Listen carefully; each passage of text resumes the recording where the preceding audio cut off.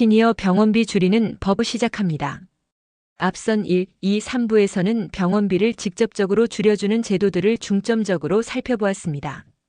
이번 4부에서는 여러분이 미처 몰라서 찾아가지 못한 숨은 병원비 환급금을 찾는 구체적인 방법과 약국에서 약값을 절반 가까이 줄이는 전략, 그리고 시니어라면 반드시 누려야 할 각종 생활비 감면 혜택들을 꼼꼼하게 챙겨드리겠습니다. 먼저 여러분의 우편함과 문자 메시지를 꼭 확인하셔야 하는 이유부터 말씀드리겠습니다. 바로 건강보험 본인 부담 상한제 사후 환급금 때문입니다. 이 제도는 1년 동안 사용한 병원비가 본인의 소득 수준에 비해 너무 많이 나왔을 때 일정 금액을 초과한 병원비를 국민건강보험공단이 다시 돌려주는 제도라고 설명드렸죠. 그런데 문제는 많은 분들이 이 돈이 있는지도 모르고 그냥 지나친다는 것입니다. 통계에 따르면 지난 한 해 동안 이 제도로 환급받은 대상자가 무려 187만 명에 달했고 1인당 평균 환급액도 132만 원 수준이었다고 합니다. 특히 65세 이상 고령층이 전체 환급 대상자의 상당수를 차지하고 있습니다. 환급 대상자가 되면 건강보험공단에서 문자나 우편으로 안내문을 보내주는데 많은 어르신들이 스팸 문자나 광고 우편인 줄 알고 그냥 버리시는 경우가 정말 많습니다. 절대 그냥 넘기지 마십시오. 안내문을 받으셨다면 국민건강보험공단 홈페이지나 스마트폰 앱인 더 건강보험 앱에서 바로 신청하실 수 있습니다. 스마트폰 사용이 어렵다면 국민건강보험공단 고객센터 1577-1000번으로 전화하셔도 됩니다. 본인 확인 후 계좌번호만 알려주시면 며칠 안에 현금으로 입금되는 경우가 많습니다.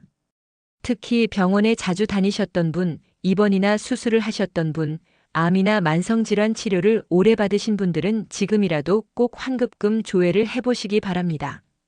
생각지도 못했던 돈이 통장으로 들어오는 경우가 실제로 많습니다. 두 번째는 약국 이용 꿀팁입니다. 어르신들은 병원비 못지않게 약값 부담도 상당히 큽니다. 특히 혈압약, 당뇨약, 고지혈증 약처럼 매달 꾸준히 복용해야 하는 약은 작은 차이가 쌓이면 1년 약값 차이가 꽤 커집니다. 약값을 줄이는 가장 좋은 방법은 일부에서 강조했던 동네 의원 이용하기와 연결됩니다. 65세 이상 어르신에게 적용되는 노인 외래 정액제는 약국에도 함께 적용되기 때문입니다. 하지만 여기서 중요한 점이 있습니다. 이 혜택은 동네 의원에서 처방전을 받았을 때 가장 효과가 큽니다. 대학병원이나 대형 종합병원에서 처방을 받으면 약값 부담률이 더 높아지는 경우가 많습니다. 반면 동네 의원에서 가벼운 질환이나 만성질환 처방을 받으면 약국에서도 본인 부담률이 훨씬 낮아집니다. 따라서 특별한 중증 질환이 아니라면 집 근처 단골 의원을 정해 꾸준히 진료받는 것이 병원비와 약값을 동시에 줄이는 가장 현명한 방법입니다. 그리고 꼭 기억하실 것이 하나 더 있습니다. 실손보험에 가입되어 있으신 분들은 약값도 보장 대상인 경우가 많습니다. 병원 영수증뿐 아니라 약국 영수증도 꼭 챙겨두십시오. 몇 달 모이면 생각보다 큰 금액을 돌려받을 수 있습니다. 세 번째는 병원비 외에도 시니어분들이 반드시 챙겨야 할 생활비 감면 혜택입니다. 대표적인 것이 바로 경로우대 혜택입니다. 65세 이상이 되면 지하철 무료 이용은 물론이고 국공립박물관, 미술관, 공원 등에서 무료 또는 할인 혜택을 받을 수 있습니다. 이런 문화활동과 외부 활동은 단순히 돈을 아끼는 차원을 넘어 우울감 예방과 치매 예방에도 도움이 됩니다. 결국 건강을 유지하게 되어 병원 관리를 줄여주는 효과까지 있는 것입니다. 통신비 할인도 절대 놓치지 마십시오. 기초연금을 받는 어르신들은 통신비를 최대 월 1만 1,000원까지 감면받을 수 있습니다. 그런데 신청하지 않아서 몇 년째 그대로 요금을 내고 계신 분들이 정말 많습니다. 가장 쉬운 방법은 휴대폰으로 114에 전화해서 기초연금 수급자인데 통신비 감면 적용되어 있는지 확인해 주세요. 이 한마디만 하시면 됩니다. 또 통신사마다 시니어 전용 요금제가 따로 있기 때문에 지금 사용 중인 요금제가 본인에게 맞는지도 함께 확인해 보시는 것이 좋습니다. 소득이 낮은 어르신 가구라면 건강보험료 자체를 감면받는 경우도 있습니다. 특히 고령자 단독 세대나 소득 재산이 일정 기준 이하인 경우에는 건강보험료 경감 혜택 대상이 될 수 있으니 국민건강보험공단에 꼭 문의해 보시기 바랍니다.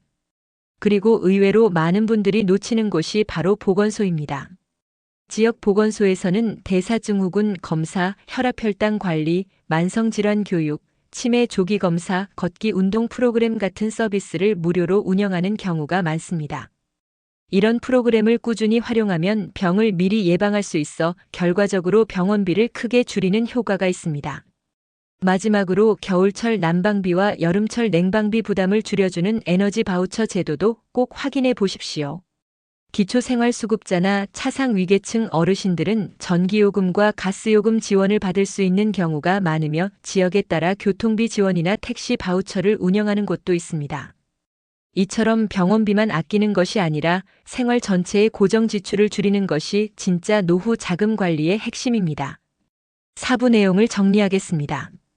건강보험공단에서 보내는 환급 안내문을 절대 놓치지 마시고 1577-1000번으로 전화해 숨은 환급금을 꼭 확인하십시오. 약값을 줄이기 위해서는 가급적 동네 의원과 단골 약국을 이용하시고 약국 영수증도 꼭 챙겨 실손보험 청구에 활용하시기 바랍니다.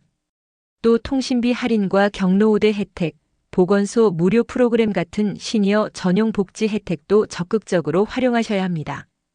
이제 마지막 5부만 남겨두고 있습니다.